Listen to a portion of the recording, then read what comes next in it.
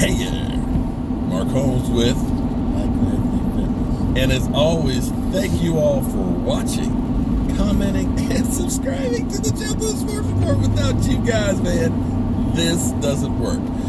I was live on my other channel, my channel that I started using, which was a cooking channel, before I got shut down on this channel, which everybody kind of flocked to, and that's the one YouTube is like really promoting. So I went live on that channel about some minor Dallas Cowboys news. That being that Scott Linehan and the Dallas Cowboys have mutually agreed for him to get the hell out of Dodge. They did that because it sounds better if you quit or mutually agree as opposed to getting fired, that maybe he'll be able to get another job. Hey, Mike, how you feel about Scott Linehan being fired? About time. Do you see him getting a job? He probably will. Little League? Little League team? Someone will hire him. Pop Warner? Somebody's going to hire him. Somebody's going to hire him, Michael says. Well, Won't be in Dallas. don't care.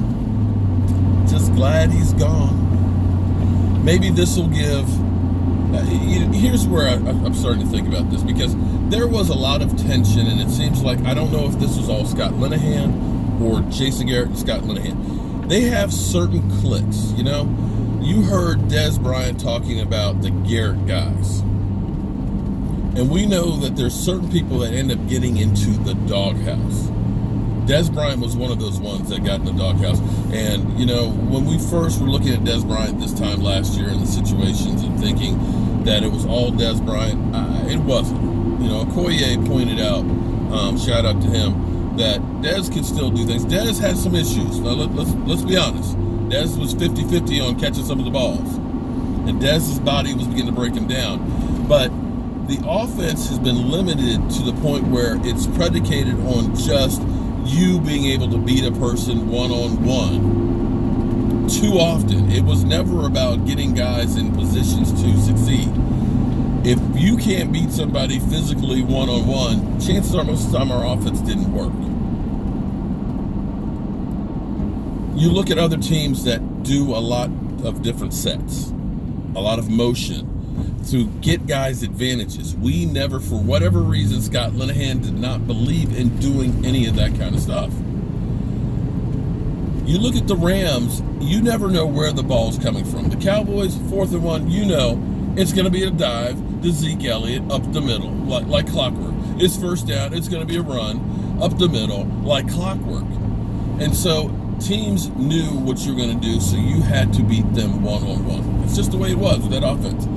And because of Will McClay getting homegrown talent and drafting so well, having a big offensive line, having a DeMarcus Lawrence, everything, we've had a lot more talent than others. But yet, you see teams that are coached better that end up beating us. You understand what I'm saying? I won't look around and say that the Rams have far and away better talent than we do. They don't. I'll take Zeke Elliott anytime. I'll take Dak Prescott against Jared Goff on an even playing field. They came through and they beat us because they schemed against us. But we've heard guys that are always talking about this offense from not only Dez Bryant. We got T.O. out there talking about this garbage-ass offense. You heard Bryce Butler. And even Amari Cooper, who came through, proved it by letting Dak know in the huddle, Dak, look, you know, I know, we know they are squatting on the stop route. We're not going to do jack with it. Let's change it up and let's go with the go route deep. I got this. And it was the reason why we beat the Eagles. If we had stuck with the shit that Scott Linehan had called, we probably lost to the Eagles in that game. So when you understand what he's doing, and you notice, this is what really pissed me off. Don't you think that he put him in the doghouse, Mike? Remember the way Amari Cooper was after that game, after being so happy that, man, look, I was part of the process, man. I saw something that this dumbass coach didn't see. And it was me coming forward on that helped my team win. But if you remember then the following week, you remember how Amari Cooper was basically like he had been beaten down. You could see his mannerism. You could see that he was in the doghouse. You could see that Scott Linehan turned around and didn't call that game with him in mind. Wouldn't you agree with that? Yep. And that's when you start looking at Scott Linehan and saying that, yeah, he's got his kind of guys, his cliques and things like that, that he would do things that, to me, made you wonder if it was about the betterment of the team or about him having control. Because Rico Gathers is another one of those. Because, you know, Brian Brodus was saying that Rico Gathers is a liability and gets somebody killed out there. You know, we saw Rico Gathers being able to go deep against the Rams in preseason a couple years ago. We've seen him be able to catch the ball. But the reason we were told that Rico Gathers wasn't part of the offensive game plan was because he couldn't block. But did you notice all season how much Rico Gathers played blocking? And last I checked, did anybody get killed on the Cowboys? I don't think anybody got killed with Rico blocking. But they very rarely let him actually go out. Yeah, they'd let him go out in the Ram game, but how many passes did he get thrown to him all season? 3? And you can't tell me that a guy who used to play basketball, used to catching the ball and rebounding, a guy that's 6'8", you're telling me you can't try a little bit more than what you did? Just a little bit? Especially in the red zone, where there's not a lot of space. There's plenty of airspace up there. Not a lot of ground space. Lots of airspace. And that's where you start looking at it and saying, yeah, it's time. Scott Linehan has been with the Cowboys since 2012, I want to say. Coming from the Detroit Lions with that stank on him.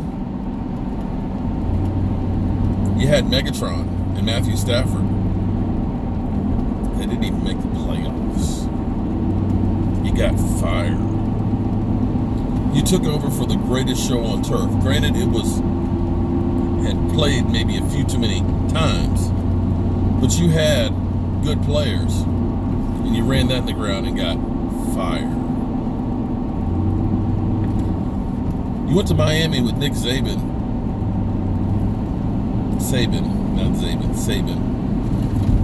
And he left early because he decided to get out of there. Didn't do a whole lot with the Fins. And before that, Dante Culpepper, Randy Moss. And I believe you went out the door with Mike Tice. So as I look at the Scott Linehan era and the things that you've done, I can't honestly say that it's a great resume. You've had people to work with, but somehow, some way, wasn't what they needed. Now I'm hoping the Cowboys look and say, we need an offensive coordinator, one, with a modern offense that's going to use Zeke Elliott a little bit more in space, so we're not going to run him in the ground in a couple of seasons. 2, we get an offensive quarterback-minded coach that understands the intangibles, the little shit, to educate Dak Prescott to have him elevate to another level, to work on his feet, his mechanics, okay? Understanding, recognizing defenses quicker, understanding where to go with the football.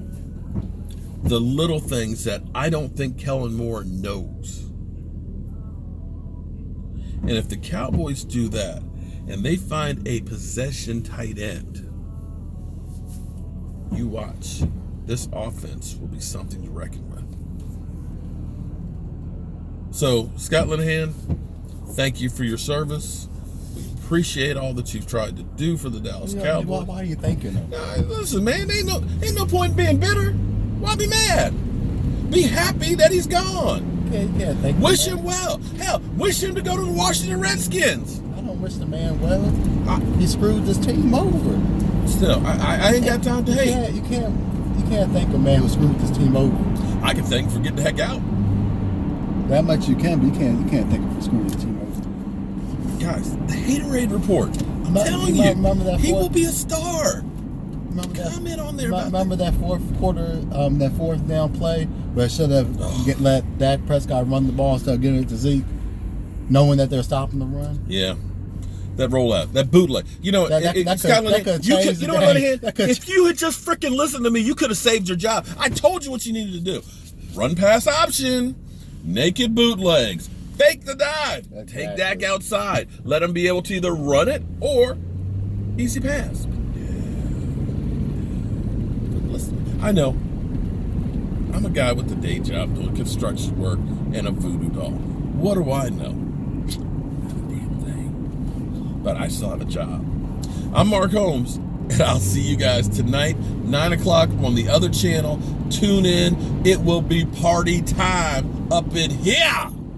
Now we'll see what the Dallas Cowboys do. I'm Mark Holmes with Michael Anthony Fitness. And coming soon, hopefully, the Haterade Report, starring... Got to figure out how to get him enthusiastic. They just low energy. See you soon.